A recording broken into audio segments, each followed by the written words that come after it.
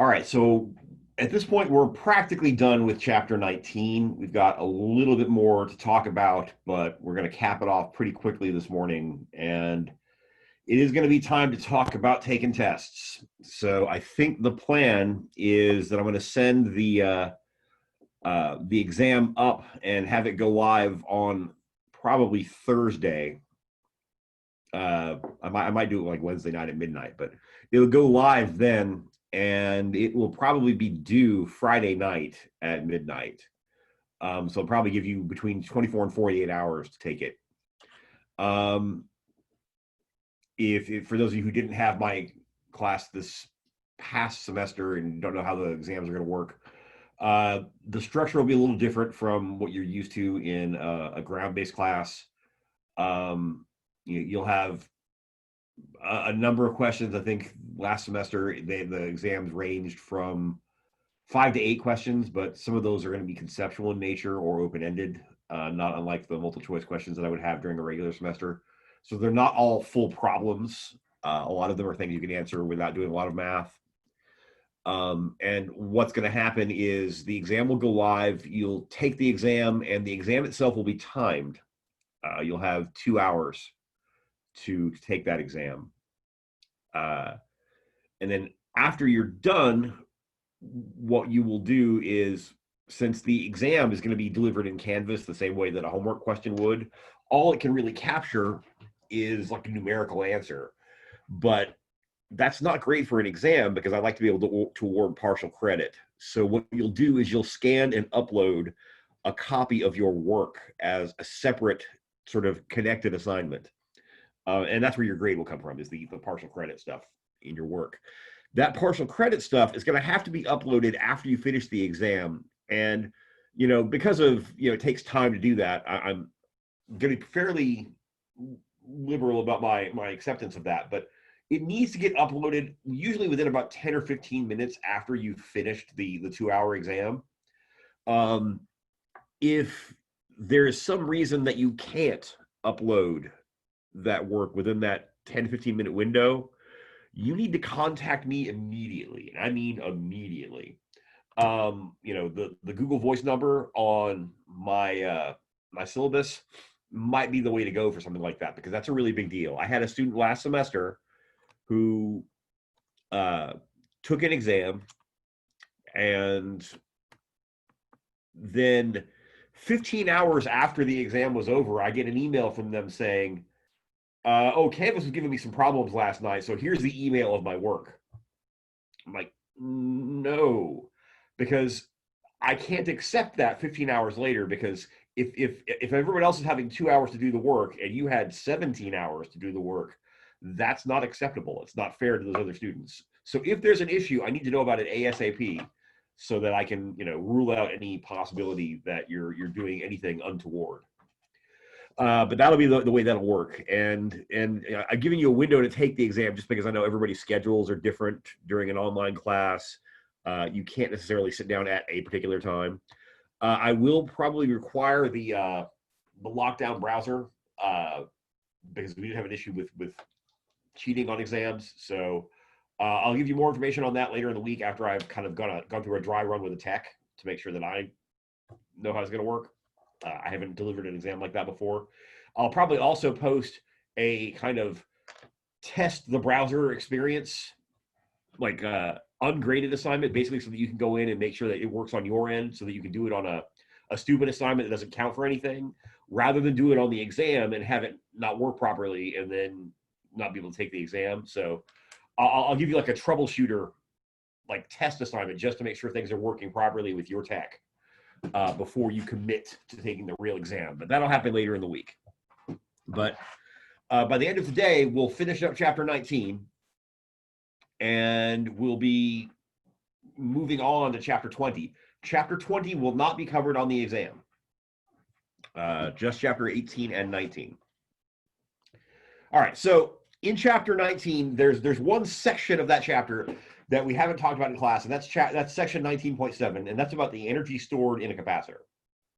And to make sense of that, it's fairly straightforward. remember that what's happening in a parallel plate capacitor, let me switch to my little camera view.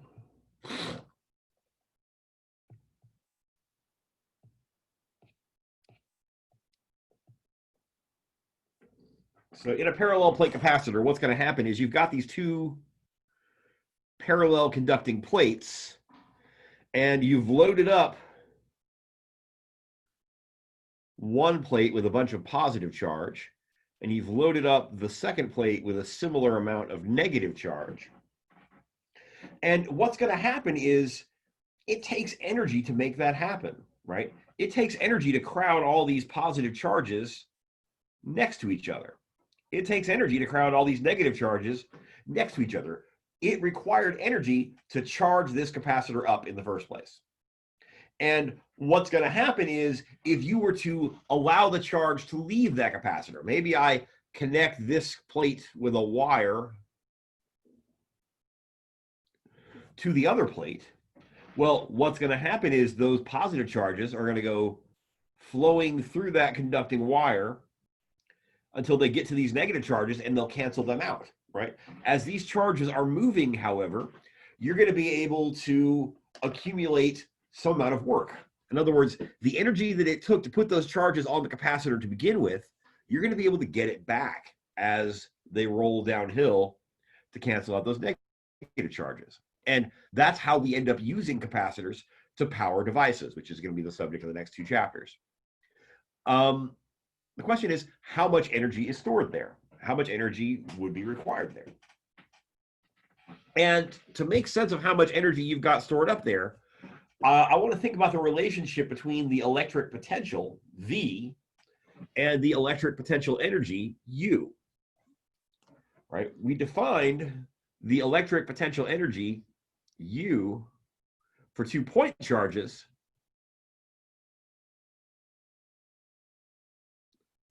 to look like this. That was for point charges.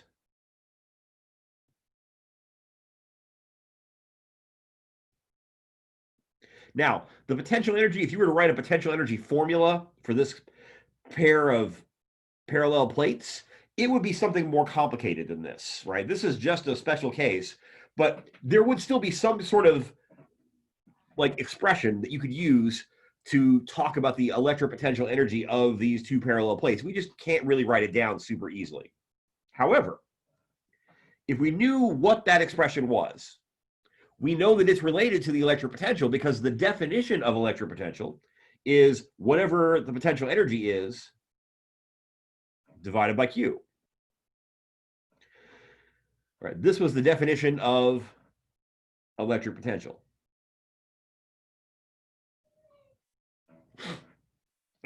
Pardon me a second. My dog has got himself trapped. I need to go rescue him.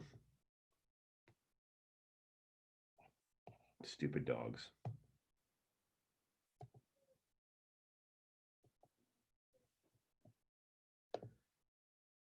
All right.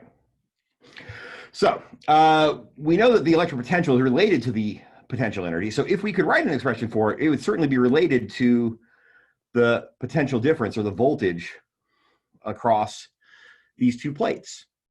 And so you might think that if you were in a situation where you could measure what the voltage difference was, that all you'd have to do is just rearrange this and say, haha, I could say that it's going to be the charge on the plates times the difference in potential of the plates. And this is certainly true, but for a capacitor, it doesn't quite tell the whole story. And the reason why is because I want to think about what's happening as I charge these two plates up, right? If I start off with a set of empty plates, there's no charge on either plate. At that moment in time, there's no potential difference across the plates. The delta V at that moment would be 0, which means if I have two empty plates, there's no potential energy stored in those plates. That's kind of a no-duh kind of revelation. Now, I want to imagine putting some charge on these plates slowly over time. I'm going to add a little tiny piece of charge to each plate. So a little bit of positive plate or charge, a little bit of negative charge.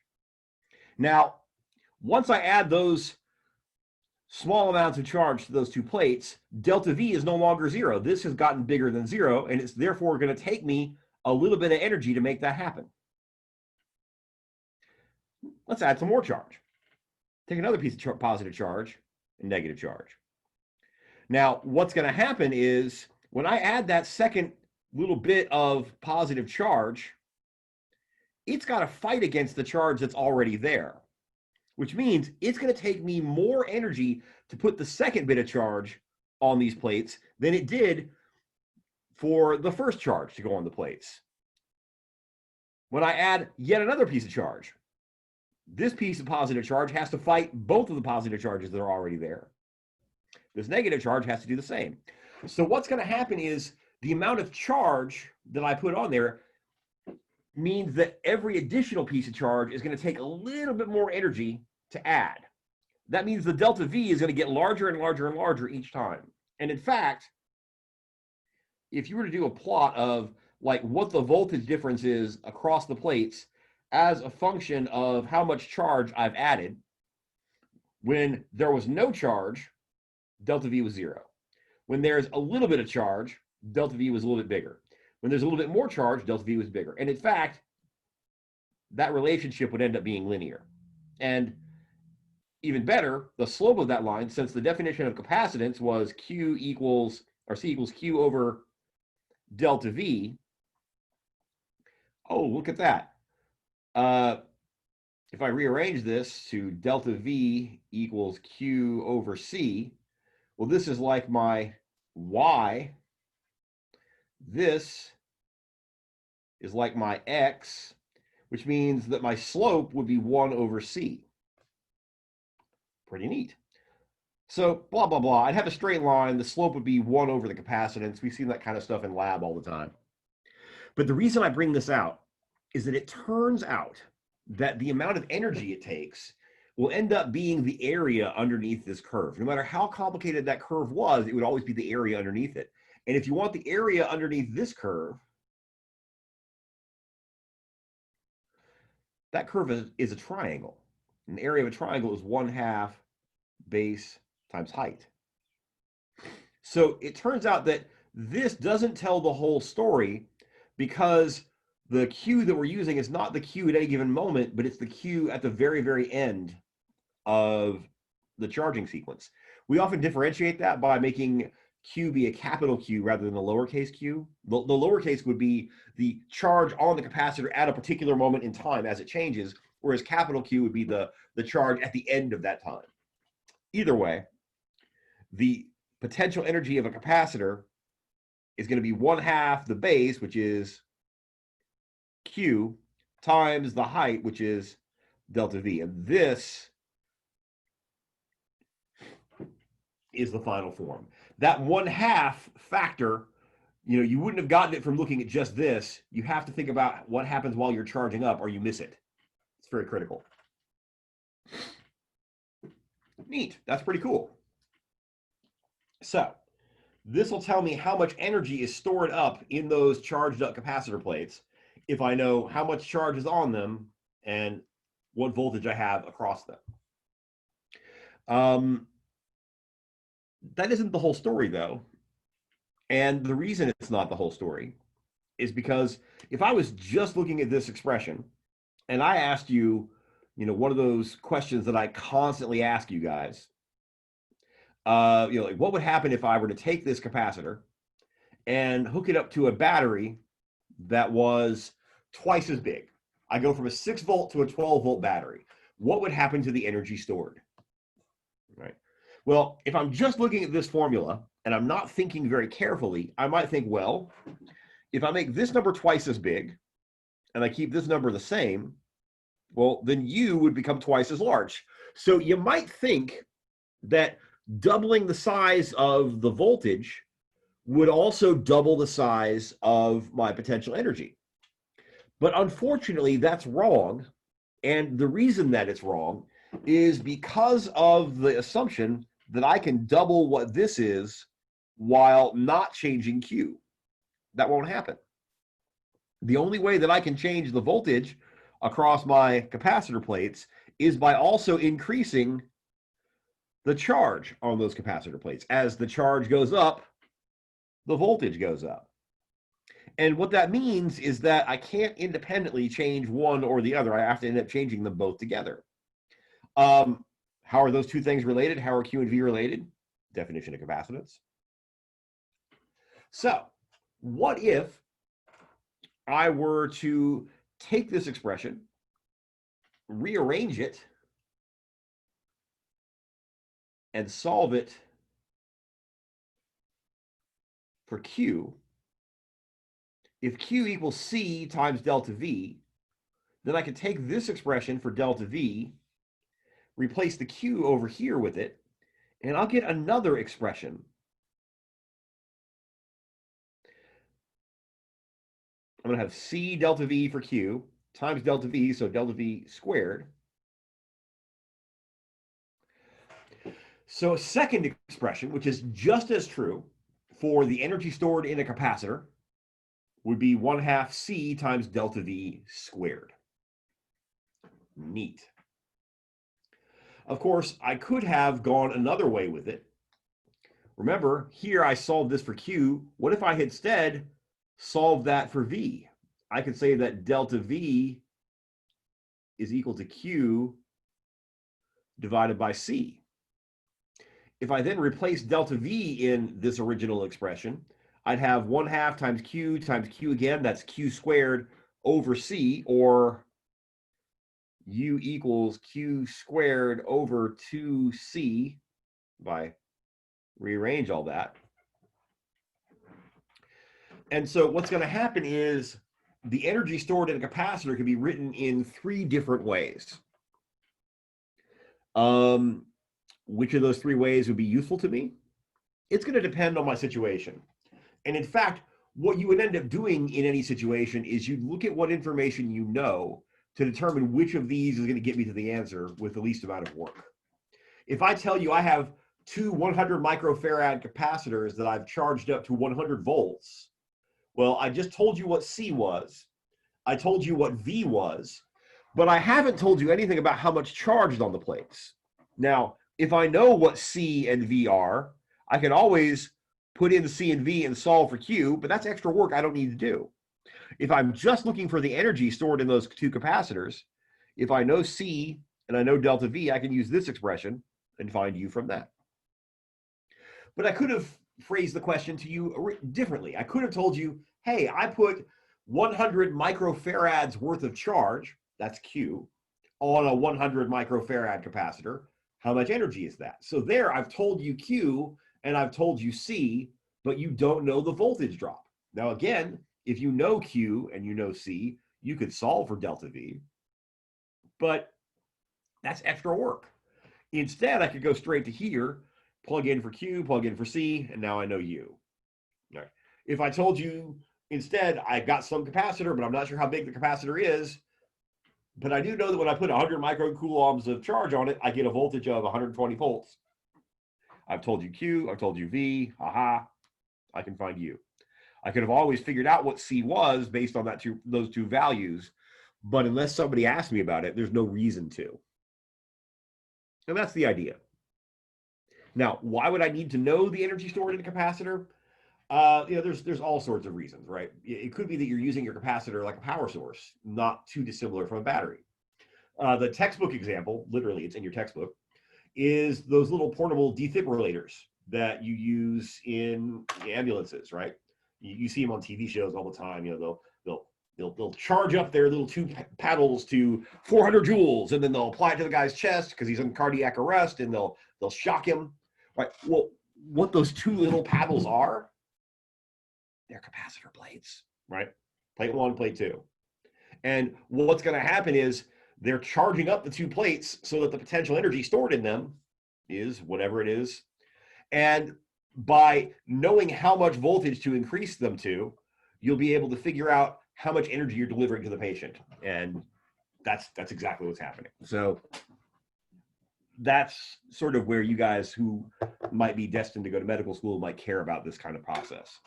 Notice if you double the voltage, you're not just doubling the energy, you are quadrupling the energy, because if you take that factor of 2 and you square it, it's going to come out 4 times bigger. So I'm a big fan of those sorts of questions. But at this point, you've seen everything there is to see in chapters 18 and 19.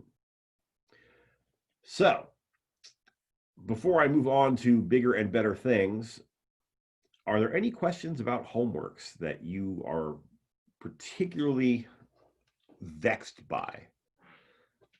If you've got those, you should definitely ask them now before I move on and start talking about chapter 20.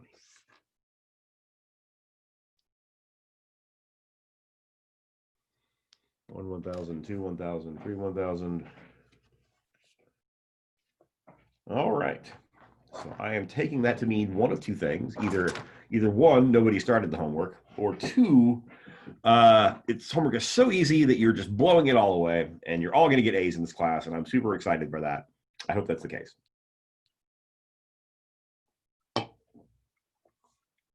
All right. So moving on, chapter 20. So chapter 20 is called electric current. And what's going to happen in chapter 20 is, up until now, we've been talking about charges, but for the most part, those charges have been stationary. They've been sitting in a spot and not moving around. And what we're going to do in chapters 20, 21, and 22 is we're going to intentionally let these charges move around a little bit, but we need a way of tracking how they're moving, right? We need to be able to figure out how to describe the charges while they're moving around. And that's where we're going to introduce this concept called electric current.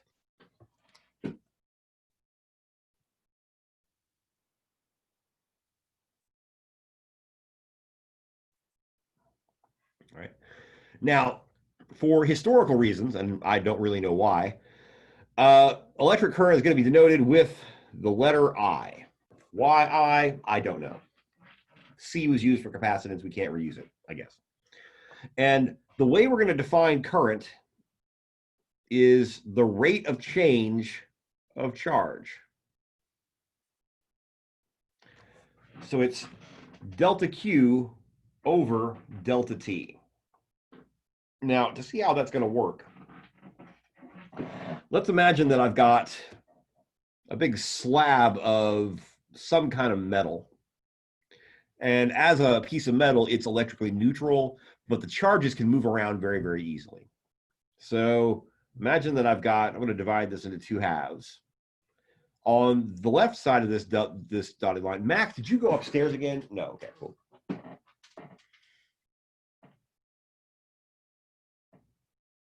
Imagine that I've got 6 atoms, but those 6 atoms are electrically neutral. On the other side, I've got another 6 atoms, so positives with corresponding bits of negative. And what's going to happen is, right now, the total charge on either... Sorry. It's okay, sweetie. The net charge on either side of this barrier is 0, right? I have equal amounts of positive and negative charge on each side. However, if I let the charge move around, that may not continue to be true. So imagine that I allow 2 of these positive charges, and I allow these 2 positive charges to jump the line and head over on the other side. Now, what's going to happen is, on this side of the line, I'm going to have the 6 positives that I started with, plus 2 more for a total of 8, plus the 6 negatives that I started with. Well, positive 8 plus negative 6 is positive 2. So I'm going to have basically 2 positive units of charge. So the change in charge on the right-hand side of that line would go up by 2. I've had 2 units of charge cross the line. Yay. And notice, on the other side, what will happen is, if these 2 guys are gone, I'm going to have only 4 charges that are positive, but 6 charges that are negative. So in fact, I'll have a corresponding decrease in charge on the other side of the line. So if I'm looking at charge moving around, you can see that as charge flows, it can change the amount of charge on the other side of the line. And that's basically the idea. When you're measuring current, it's like you're picking a spot and you're counting how many coulombs of charge cross that line every second. That's the idea. Now, the unit for electric current, if Q is measured in coulombs and T is measured in time, the unit would be coulombs per second. We're going to give that a special name. It is the ampere. So we measure current in amperes, or sometimes we'll just call them amps. That's the idea. Now, there is something that's a little bit tricky about current, and it has to do with the fact that we've got two different kinds of charge, and either of those two kinds of charge could be moving around, right? In this example here, I imagined 2 units of positive charge moving to the right across that line, and that caused the charge on this side to go up by 2. But what if I were to change the scenario a little bit? What if I start with the exact same slab with a total of 6 positives on one side and 6 negatives on one side, and 6 positive charges and negative charges on the other side? And what if, instead of having 2 positive charges hop across the line going to the right, what if I instead had 2 negative charges hop across the line going to the left? Well, what's going to happen is if I do that, you'll notice the change in charge on this side. Well, I had 6 positives and 6 negatives, so it started out neutral. But when I lost 2 negatives, I now have 6 positives, but only 4 negatives. So the resulting amount of charge on this side is that it's increased by 2 units. By the same reasoning, over here, I had 6 negatives, but now I'm going to have 2 more, so 8 negatives. The charge on that side will have decreased by 2. So notice what's going to happen is, in terms of how the charge has changed, I get the exact same result if I have positive charges crossing this line going to the right than I do if I have negative charges traveling in the opposite direction. That's pretty amazing, right? But it means that when we're talking about current and we're associating a direction with the current, we run into an issue. Because in a laboratory setting, you usually aren't able to just sit down and see the charges moving around. I can't actually see what the individual electrons are doing inside a piece of wire. So from a practical sense, I don't often know if I have current flowing in a wire, whether I'm looking at this situation where I have positive charges going in one direction, or if I'm looking at this situation where I have negative charges going in the opposite direction. And it therefore is going to become confusing to talk about current unless I adopt a certain number of conventions for talking about current. And so when we talk about the direction of electric current, we're going to have to adopt some conventions. And the convention is this: the direction of current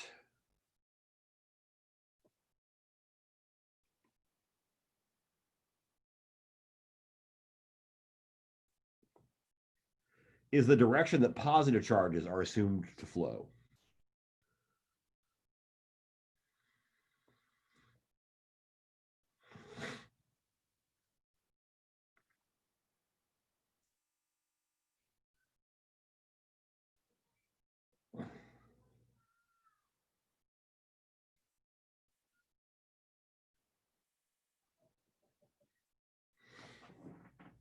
So what I mean by that is,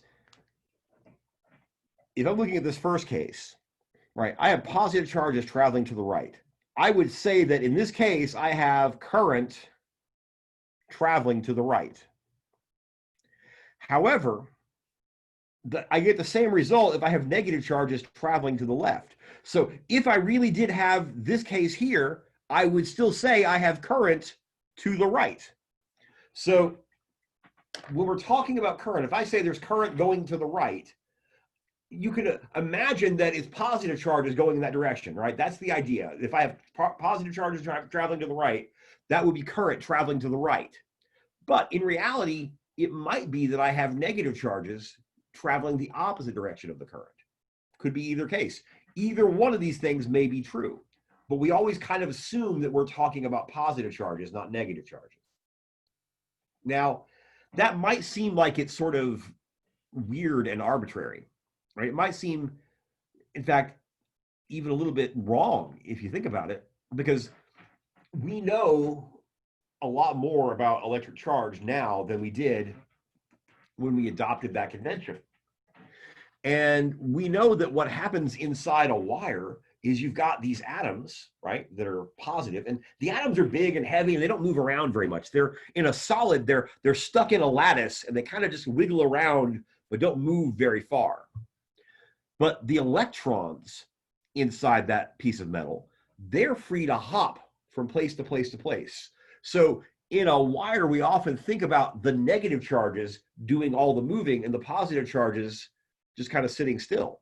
So you might think that it's kind of backwards, that we're imagining the positive charges doing all the moving, when really it's the negative charges that are hopping around. But even then, it turns out to not be such a terrible assumption. And to sort of see why, I want to imagine kind of a special case. Imagine that I've got a piece of wire that's just basically a big chain of atoms. So here's a bunch of atoms that are kind of chained together in a wire. Now let's imagine that all of these atoms are electrically neutral, except for one. Because of the way that these particular molecules are bonded together, maybe what's going to happen is this little guy right here, he's got one extra electron. Actually, let's go this one. This little guy right here has one extra electron compared to everybody else. So if I'm looking at this wire, what's going to happen is I'm going to see neutral, neutral. Oh, he's got a little bit of negative charge, neutral, neutral, right? That's what I'm going to see. Now, if I hook this wire up to a battery and I cause some current to flow, what's going to happen is this extra electron, it might hop from this atom to a different atom. Let's say this electron hops from this atom to that atom.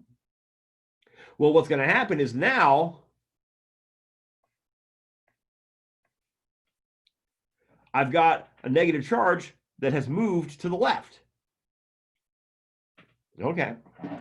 So what I'm going to see if these electrons keep hopping from atom to atom is I'm going to see a negative charge moving to the left. But what if instead I've got a different kind of material? Maybe in this material, instead of all the atoms being neutral, what if instead all of them are neutral except for this guy here, he's not got an extra electron, it's missing an electron. Well, if that's the case, if he's missing an electron, he's going to look a little bit extra positive because he doesn't have as many electrons as everybody else. Now, what would happen if I have an electron hop to the left? Well, what might happen is this little guy right here, who's full up on electrons, maybe one of these electrons hops off and it goes to fill in the hole where an electron used to be on that guy. That would make him be neutral. But now this guy is a little bit positive. So as an electron hops from here to here, filling in that gap, what I would see is this guy becomes neutral, this guy becomes positive. It's like the positive charge has moved to the right. And of course, then if an electron hops from here to there, it would fill in that gap. He'd become neutral, and he'd become positive. So even if electrons are doing the moving, there may be situations where I see something like this, where it seems like I have positive charges traveling to the right.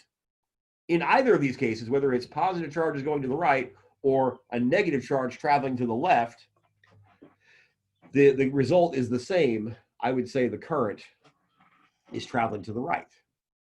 And it turns out that in most metals, the situation that you actually end up seeing in the laboratory is this one, where positive charges are traveling to the right. It's the hole where an electron ought to be that we can watch as it moves.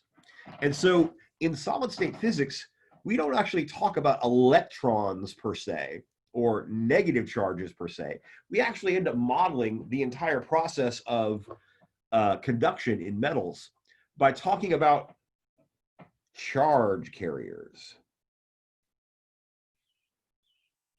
And we use those terms very, very ambiguously or very, very vaguely. Charge carriers could be electrons that are extra traveling around, or it could be the hole where the electrons used to be, and that's literally what we call them. We call them electrons if they're negative, and holes if they're not. So these are negative, these are positive. And we treat them exactly the same way. They're going to behave in exactly the same fashion except for their charge. And that way, by kind of default, we end up talking about holes because we're assuming that they're all positive.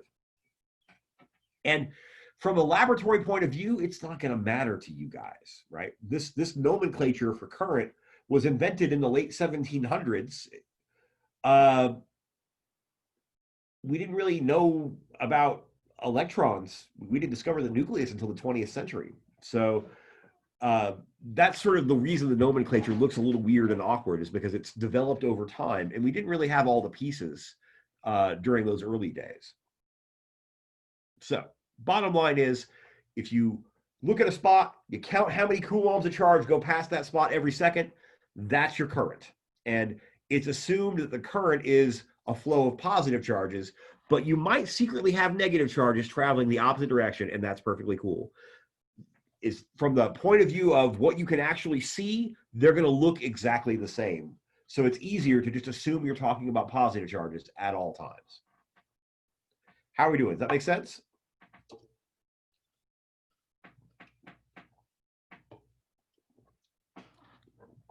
Yes. Good deal.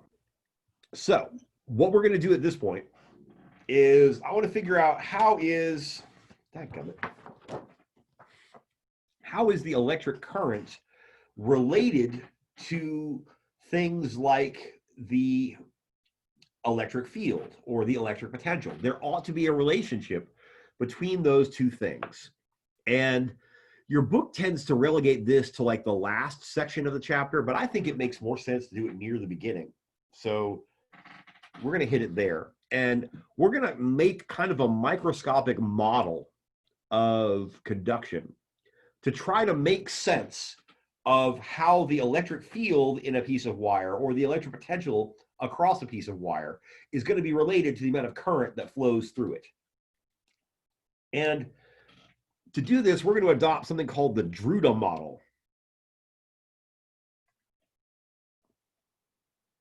It's often called the electron gas model.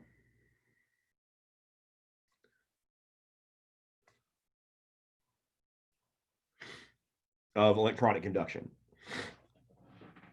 And the reason we call it the electron gas model is because solids are complicated. There's a whole lot going on. You know, think about if you have like 1 mole of copper, you've got 10 to the 23rd atoms, and each of those 10 to the 23rd atoms has like 29 electrons, right? And each of those 29 electrons is exerting a Coulomb force on every other electron. So that's like, you know, 10 to the 29 electrons, all of them pushing each other in every which direction. It's going to get super, super complicated if you try to think about this in terms of net forces. And so what we end up doing is we make some simplifying assumptions, because what's going to happen is for a lot of those electrons, if I'm an electron inside a piece of metal, every electron on this side of me is pushing me one way, but every electron on this side of me is pushing me the other way. And overall, most of those forces are going to end up canceling out. So what we're going to do is we're going to ignore them. We're going to imagine that all the electrons interact with each other basically not at all. The net force on them is going to end up canceling out. And the positive atoms, they're attracting all the electrons, but for every atom that's pulling me one way, there's an atom pulling me the other way. Those forces are going to basically cancel out as well. So the model that we're going to end up using for describing conduction in a metal is going to be that here's my, my big wire, and we imagine that, you've got all these atoms. Maybe these are the big atoms. We call them ion cores because it's literally just the positive parts of the atom.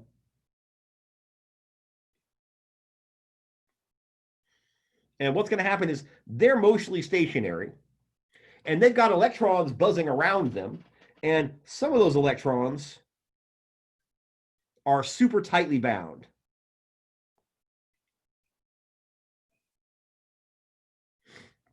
All right, these are going to be the electrons that are in those lower orbitals. And these guys are non-mobile.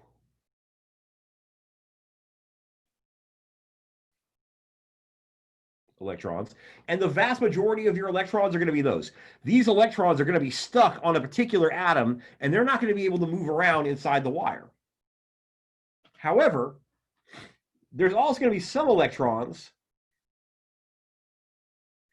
and these electrons are in higher energy orbits. They tend to be less tightly bound.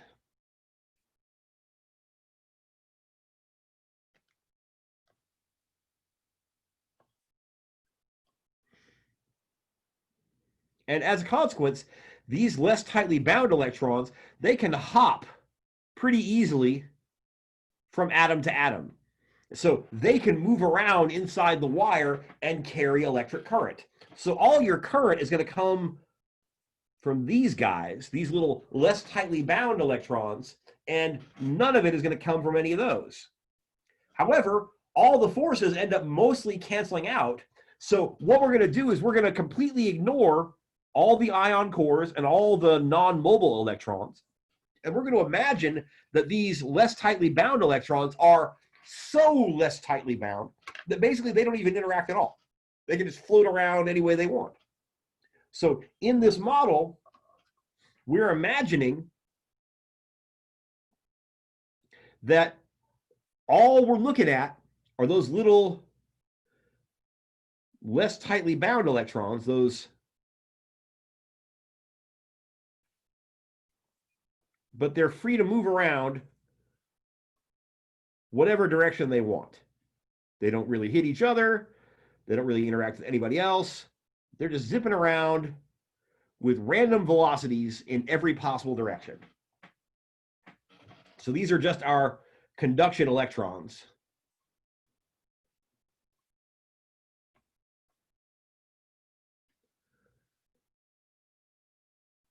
With random velocities.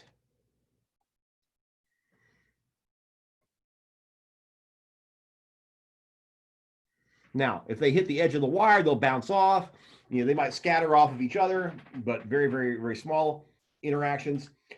That's the reason we call this sometimes the electron gas model, because in a way, we're treating each of these little charge carriers as if they're bouncing around the same way that the molecules in a balloon full of gas could bounce around. They'll bounce off the walls of the container, but otherwise, they're just sort of randomly doing their thing. And that's the way we're going to treat this model as we build it. Now, if I've got a bunch of charges bouncing around and they've got random velocities, if I was to divide this little piece of wire with an imaginary barrier right down the middle and measure the average current over time, well, what's going to happen is, anytime I have a piece of charge cross the line going in one direction, I'll have current in that direction. But because the velocities are random, I'm just as likely to have charges crossing the line going the other direction. And so for every piece of charge going across the line one way, I expect to have a similar piece of charge traveling across the line the other way. And so over time, what I would expect was that the average current in this wire would be zero. So in the absence of any external voltages or electric fields, if I'm just looking at random scattering of electrons, I would expect the average current to be 0.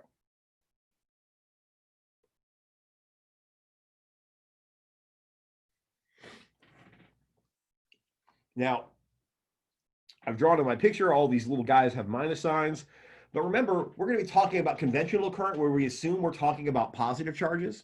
So to make our lives easier just with direction, I'm going to assume that instead of talking about electrons, we're talking about holes where electrons ought to be. And just imagine these things are all positive. So I'm going to try to call them charge carriers. If I slew up and call them electrons, just remember that it doesn't matter whether they're positive or negative. They're doing the same thing. It's just a matter of convention. So if I call them electrons by mistake, it's just me being a little bit looser with my language than I need to be. So these charge carriers are bouncing around every which way. And what I'm going to do is instead of letting them bounce around randomly, I'm going to turn on an electric field. So let's say I turn on, well, let's say I hook it up to a battery. And at this end of the wire, I'm going to have a high voltage. And at the other end of the wire, I'm going to hook it up to the low voltage side of my battery. So we would say that there is a potential difference across the wire because the potential is higher here than it is here. Now, we know from last chapter that the electric field is related to the difference in potential. But because of this minus sign, it says the electric field points in whatever direction the voltage changes go down. So if I got a high voltage here and a low voltage here, that tells me the electric field points from high to low. So I've got an electric field traveling to the right. Now, if I have an electric field pointing to the right inside this piece of wire, what's going to happen is all these charge carriers, they're going to feel a force because of that electric field. That's what electric fields do to charges. They exert forces. How much force will I get? Well, the definition of electric field was the force you feel divided by the charge who's feeling it, which means the force that each of these guys is going to feel is going to equal whatever the charge of these charge carriers is, which is the elementary charge, times the electric field. Okay. So each of these guys is going to feel a certain amount of force. And what is that force going to do to them? Well, we know from last semester that forces cause things to accelerate.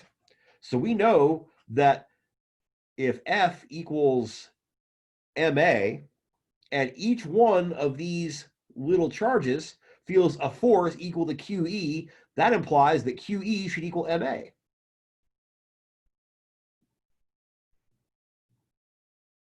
Which means each one of these charges is going to accelerate to the tune of QE over m. So I've got all these charge carriers. They're bouncing around. They have random velocities, but because I've turned on that electric field, each one of them has their random velocity start to change by this much. Now, what that means is that if I was a random piece of charge that was traveling to the left, and I'm feeling a force in the direction of the electric field, that means that they were traveling to the left, but they're accelerating to the right. They're going to slow down and maybe even eventually change direction and head back to the right. If I was a charge that was already traveling to the right, and I start to accelerate to the right, I'm going to speed up. So what that means is that once I turn on this electric field, my average velocity won't be 0. The average current won't be 0. And what's going to happen is I'm going to see more charges cross the line in the direction of the electric field and fewer charges cross the line in the opposite direction, which means I expect to see a current when I turn this on. So I expect that when E equals 0, the average current will equal 0. But when E is not equal to 0, this will not be true anymore. And I want to figure out how much current that is. And to make sense of how much current I should see, here's how we'll think this through. Okay. Now, on average, each of these charges had a certain velocity before I turned on the electric field, but they're all accelerating to the tune of this. Now, let's go back to chapter 2 last semester. We learned the velocity equation, right? And the velocity equation said that V final equals V initial plus A times T. Aha, A is all this garbage, right? And if I want to find the average velocity of all these charges, well, I take their average initial velocity, but their average initial velocity would be 0, because for every guy who's traveling to the left, there's another guy traveling to the right, equal fast. So, that's 0. So their average velocity is going to be QE over M times however long that they're accelerating for. Now, you might think that if that's the case, then what should happen is the velocity of the charges should start off at an average of 0, but as time goes on, the longer I keep that voltage applied, the faster and faster and faster and faster they should go. But that would suggest that the current would start out at 0, and as I hook it up to my battery and then wait, the longer and longer I wait, the more and more and more current I should see. But that's not what we see in the real world. That doesn't happen. And the reason it doesn't happen is because these little guys, they're bouncing around kind of randomly, and they can't keep accelerating forever in a straight line. Eventually, what's going to happen is they're going to whack into one of those ion cores, or they're going to bounce into something. And as a consequence, they only end up accelerating for a short period of time before, wham, they whack into something and slow back down again, and they have to start all over. And so if you were to look at the velocities of your particles as a function of time, what's going to happen is they start off with an average velocity of 0, and as time goes on, they're going to go faster, faster, faster, faster, wham, they hit something and stop. Faster, faster, faster, faster, faster, wham, they hit something and stop. Faster, faster, faster, faster, wham, they hit something and stop. So what's going to happen is they never get going very fast, and their average velocity is probably something here in the middle. Now, if I make the electric field bigger, E gets bigger, A gets bigger, that means the slope of this V over T graph gets taller. So it would be a faster slope, da da da da da da da da, wham, da da da da da da, wham, da da da da da da, wham.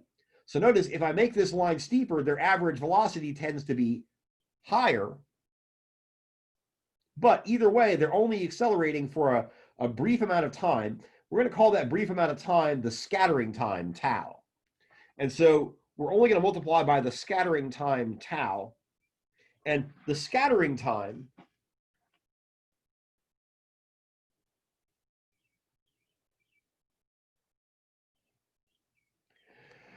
conceptually, this is like the average amount of time that one of these little charge carriers can buzz around without whacking into something.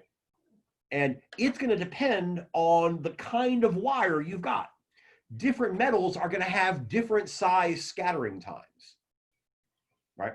If you have a very short scattering time, that means that these little charge carriers, they can barely move at all before they whack into something. And that means they're not going to have enough time to get up to a very high speed, which means you're not going to see a very big velocity. If you have a very long scattering time, it means that they can spend quite a while building up some speed before they whack into something. And that's going to give you the same size electric field is going to give you a much higher velocity because they're going for longer before they have to start over. And so to some extent, the nature of your metal is going to determine what this velocity is. Now we're going to give this a name. We call this V sub D, the drift velocity.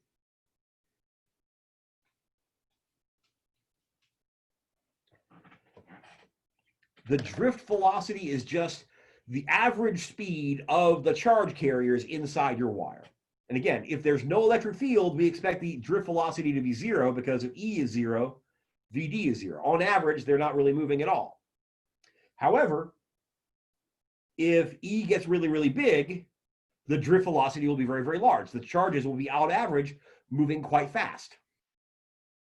And it stands to reason that if I'm standing looking at my wire and I'm watching charge go past me faster and faster and faster, well, the faster the charge goes past me, the more charges I should see goes past me per second. So it stands to reason that the drift velocity ought to be related to the current.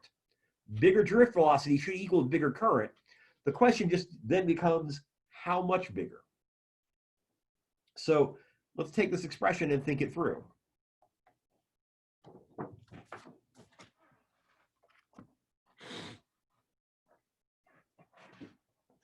So at this point,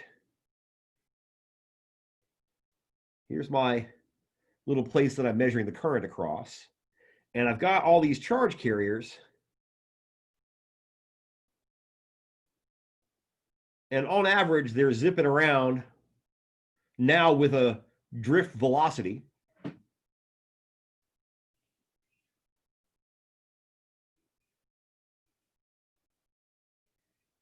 of this, where Q is their charge, E is the electric field, T is the scattering time, M is the mass of each charge carrier, which would be like the mass of an electron. And I want to think about how much current that's going to be. Remember, the definition of current is how much charge goes past per time. So let's say that I turn on the electric field. I have these charge carriers go zipping across the line. And I want to see how much current that's going to be. Well, if the charges were traveling really, really slowly, maybe these guys get across the line, but the guys who are further away don't, right? If they're traveling faster, the faster they're traveling, the further these guys could go during the time that I'm measuring. So maybe if I'm traveling faster, maybe these guys get across the line and this guy gets across the line, but these guys don't.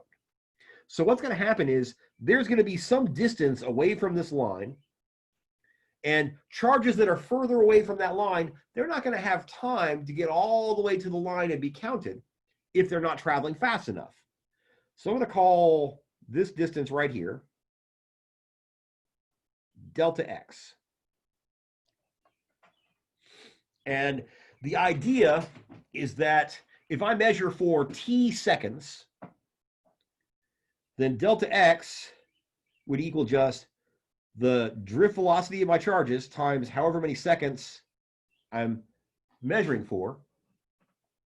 And what's going to happen is all the charge carriers that are inside this little region, they're going to make it across the line. But all the charges who are outside that little region, they're not going to make it across my line. They're not going to get counted towards my current. So if I'm looking for delta Q, how much charge crosses my line, the answer is going to be however much charge there is in this region of my wire. So delta Q is going to be related to how much charge is inside that region. So how am I going to make that work? Well, I'm going to imagine that my wire has a certain number of charges that are free to move. We're going to call that N, the charge carrier density.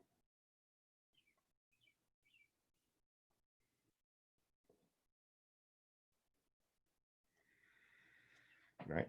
And this is literally going to be the number of charge carriers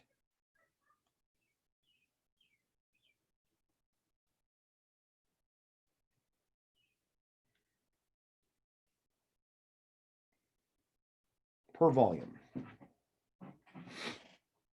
Right? That's what N stands for. It's like how many of these guys I have per cubic meter. And for every particular metal, N is going to be a different. For things like copper, N is going to tend to be larger than for metals like aluminum. In addition, N is going to be a function of temperature.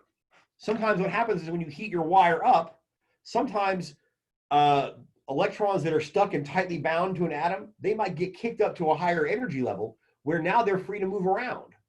Well, once they get kicked up to that higher energy level, those electrons that used to not count are going to suddenly start to count towards the current. So sometimes N is going to be a function of things like temperature. And it might change.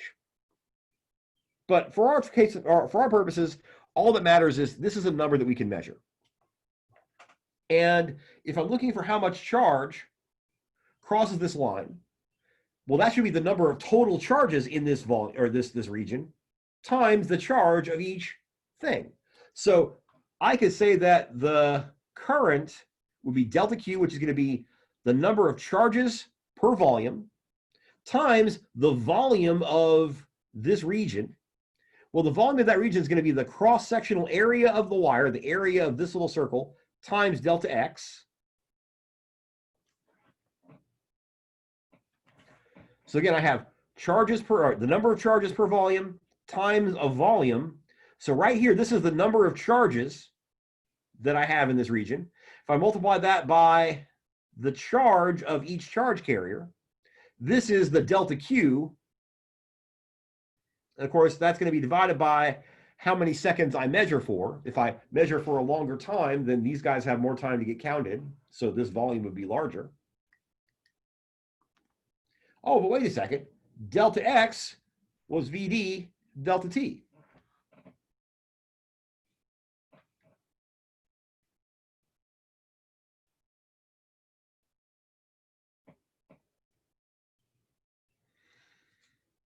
And lo and behold, delta T appears twice. It doesn't matter how long I measure for, because the longer I measure for, the more charge has a chance to go through. And so I end up with this expression that relates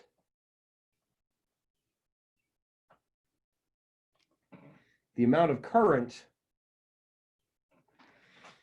to the drift velocity. The faster my little charges are moving, the more current I'm going to see. And conceptually, that just makes sense. Oh, but wait.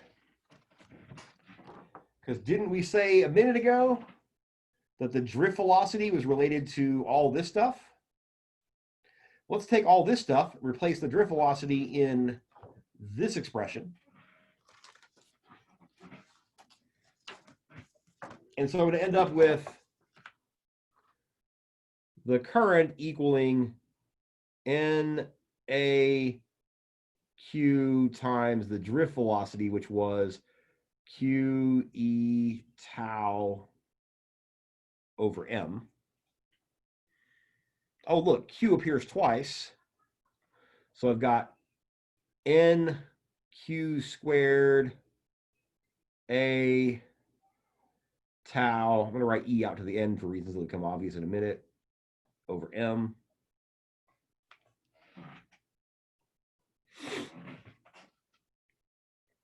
And what's going to happen is this looks kind of ugly and frankly annoying.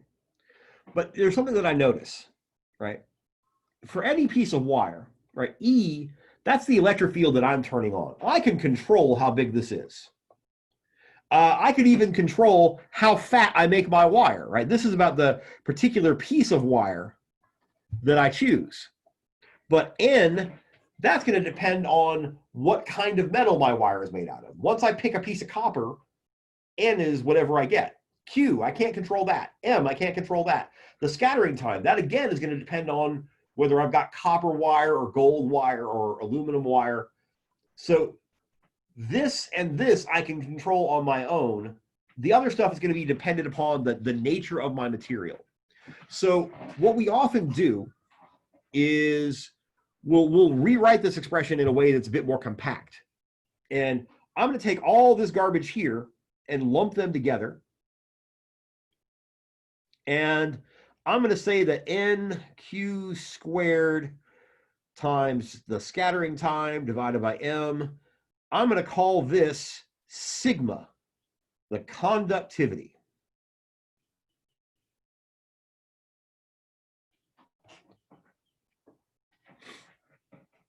So now I've got I equals A sigma E.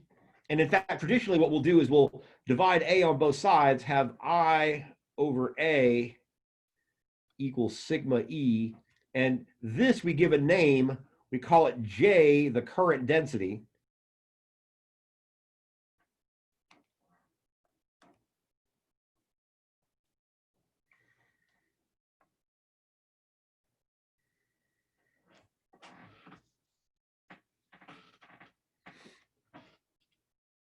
And so J equals sigma E, super easy to remember. So again, conceptually, what does this even mean? Well, it says that if I make a larger electric field in my wire, I'm going to get more current. That's what it means. If you double E, you're going to double the current density. Okay. Sigma is this constant that's related to the kind of metal you've got. If sigma is a big number, then what it means is that it's super easy to send current through that wire, right? So conductivity is a measure of how easy it is to send current through your wire. If sigma is a tiny number, however, it means you got to have a huge electric field just to get a little bit of current. That's the idea. Now, this particular expression has a name. It is called Ohm's law.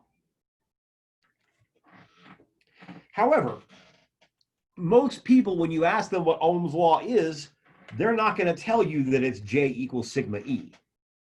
And the reason is because this is the way Ohm's law gets written if you're a theoretical physicist. If you're a theoretical physicist, you don't have to worry about how you actually measure stuff.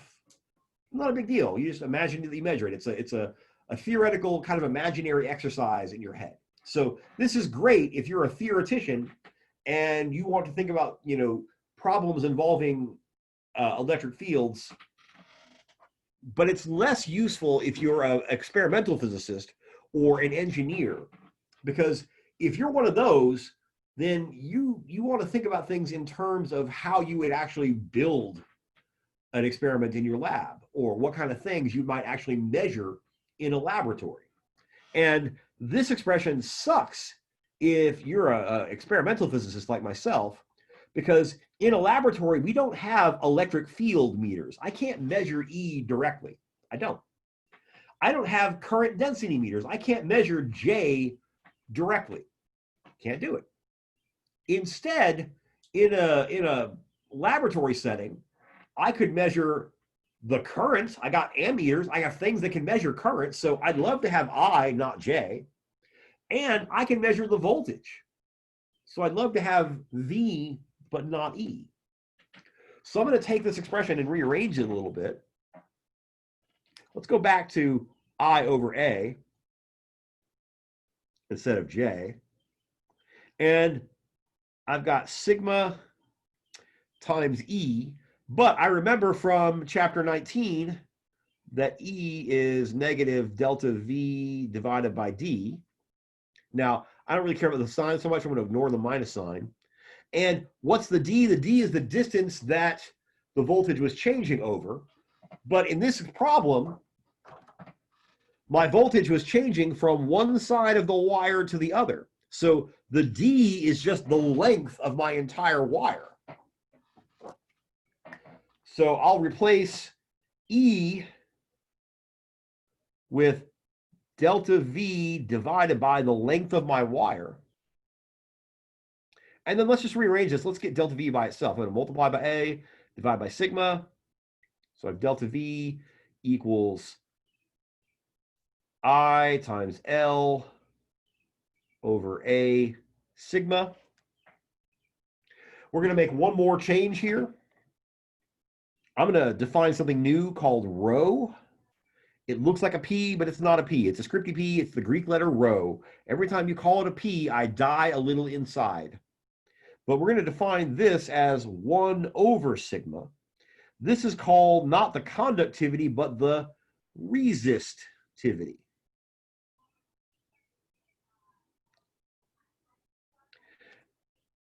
It's just the reciprocal of the conductivity.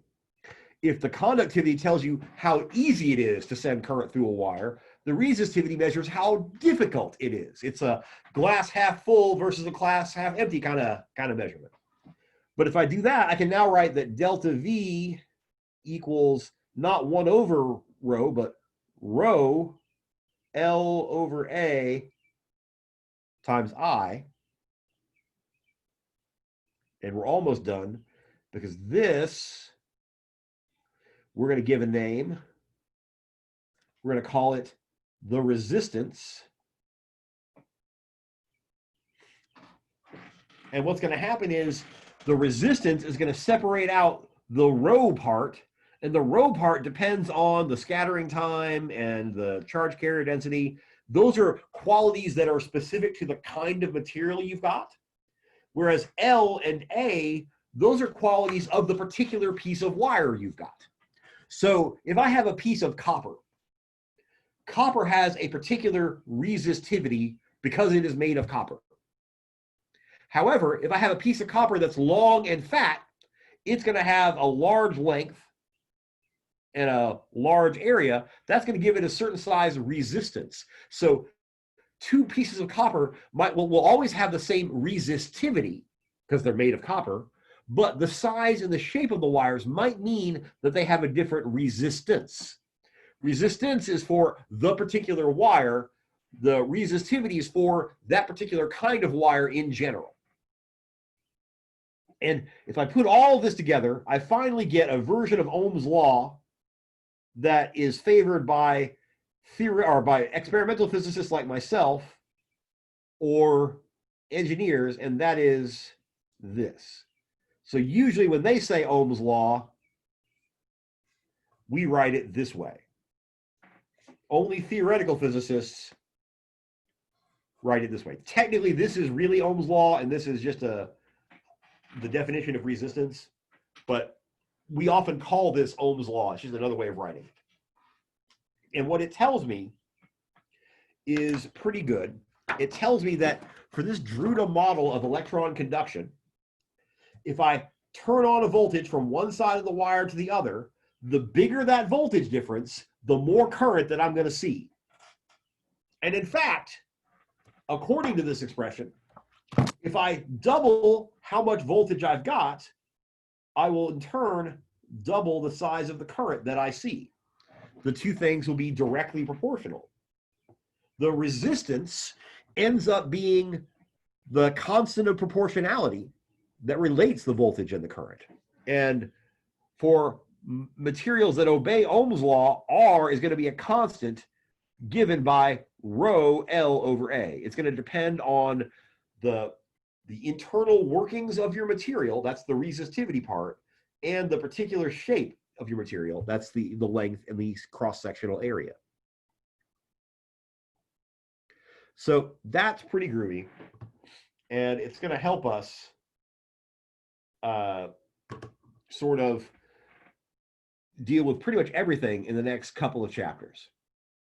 Now, I should caution you that R, the resistance,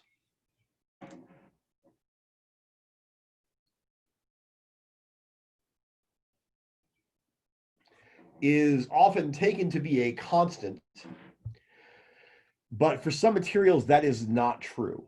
Not every material is going to obey Ohm's law, and that's because not every material can be easily modeled with this electron gas model where we're pretending that all the electrons are buzzing around randomly. For materials for which that is not true, they will deviate from Ohm's law, and the relationships will be more complicated. We would call those non-ohmic materials, but we won't be dealing with non-ohmic materials this semester. However, I will point out that if there were no non-ohmic materials, if everything obeyed Ohm's law, we wouldn't have computers. We wouldn't have microchips. All of those things work because they disobey Ohm's law. If you ever get an MRI, those work because of superconductors. Superconductors are materials that are non-ohmic. So there's plenty of things that don't obey Ohm's law. And in fact, most things don't. They're just all more complicated. And we're not going to be able to deal with those with our level of mathematics here in this class. Yeah, so far, so good? I don't know, there's one of you or you're not really talking. All right. So let's talk about units for a second. So resistance has units, and the SI unit of resistance is the ohm. The symbol for ohm is the capital Greek letter omega. It looks like an upside down horseshoe. That means that the resistivity has units of ohm meters. Not ohms per meter, but ohms times meters. What's an ohm? Well, if I take Ohm's law, delta V equals I times R, that's a volt per amp.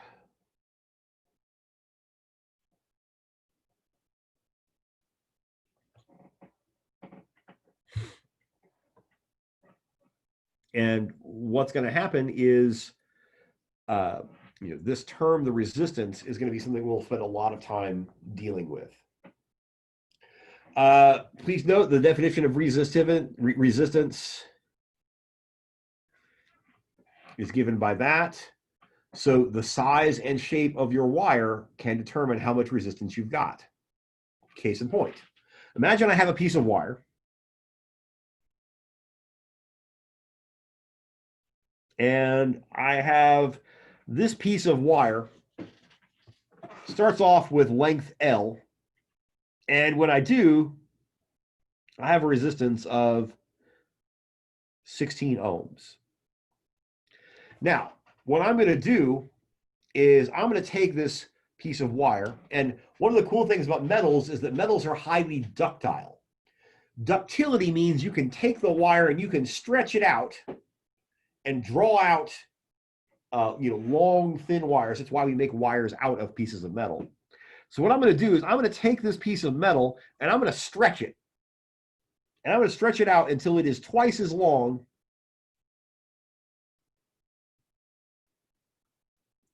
as its original length.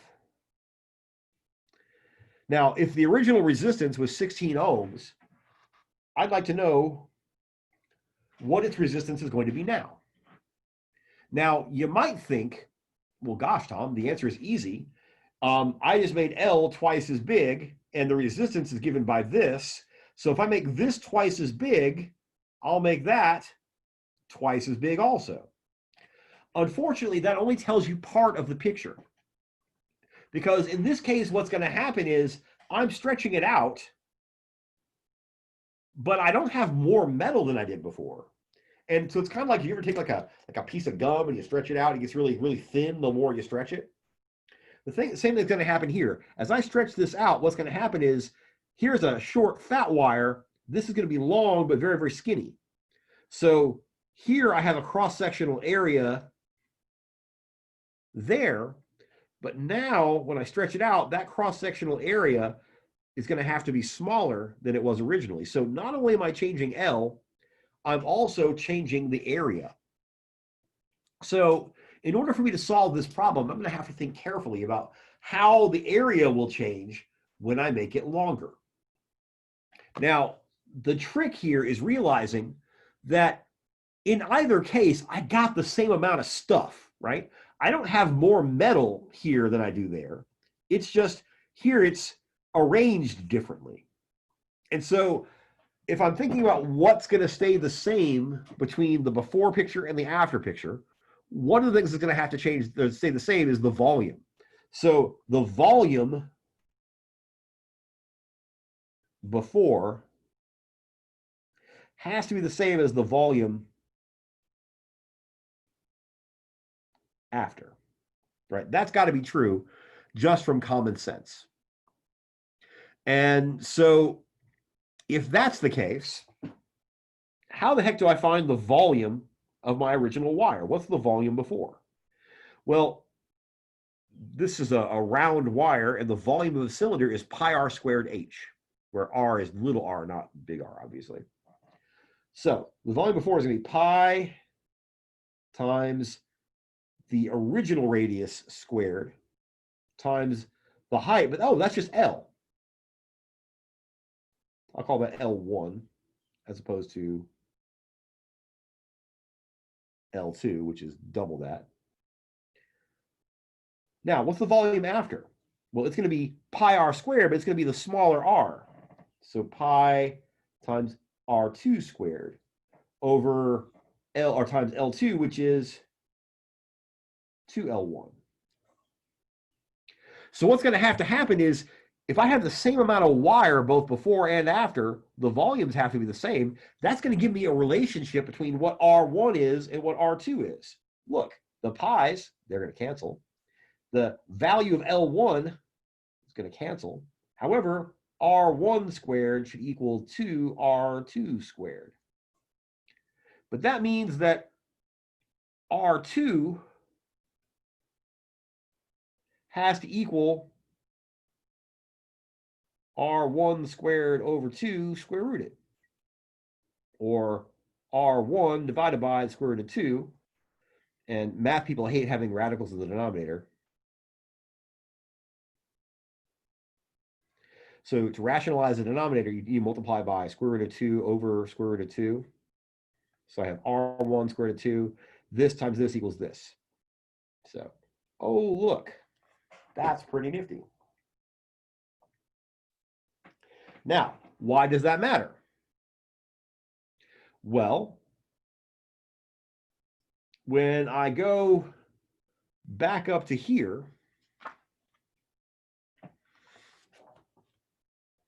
I know that my first resistance was rho times L over A. My new resistance is rho times the new L over the new A. This was 16. And I'm looking to figure out what this is. One thing I noticed right off the bat is that these two things look very, very similar. And so one of the tricks that I love to do is proportional reasoning. If this is very similar to this, if I take this equation and divide it by that equation, all the stuff they have in common ends up canceling out. So if I take R1 divided by R2, that's going to be rho L1 over A1 divided by rho L2 over A2.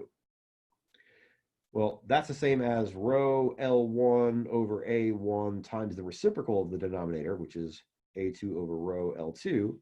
Oh, look, the rho, which I don't know what kind of metal it was anyway, that's going to cancel. And so I've got L1 A2 divided by A1 L2. And that's going to be the ratio of R1 over R2. Well, if I solve this for R2, it's going to be R1 times A1 L2 over L1 A2.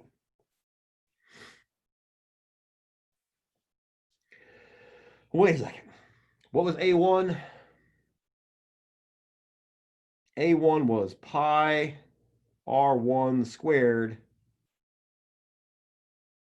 L1 times L2. Here I have L1 times pi R2 squared L2 times L1. And oh, look, L1, L2s, they all cancel. The pi's, they cancel. That was convenient. So I have R1 squared over R2 squared. Except, wait a second, what did we say a minute ago? R2 is equal to R1 square root of 2 over 2.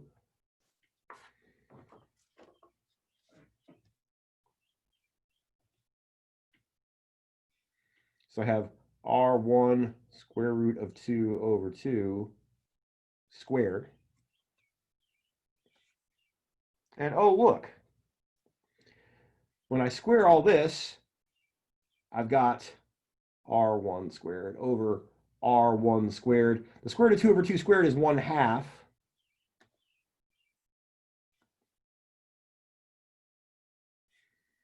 Cancels, cancels. 1 over 1/2 is 2. So the answer is 2R1. So 2 times 16, 32. So what's going to end up happening is we get exactly a factor of 2. Why is that? Because making it longer tended to make it bigger, basically we're changing both things at the same time. Yeah. Sorry, train of thought, brain fart. Super, super easy. All right, so bottom line is we can solve problems by using this, and where we're going to go tomorrow is we're going to talk about temperature dependence. And then we're going to move on and talk about how do I use this in conjunction with other elements of my circuit to figure out current in various situations. All right, I'll let you guys go with that. Have a good one, and I will see you tomorrow, bright and early. Take care.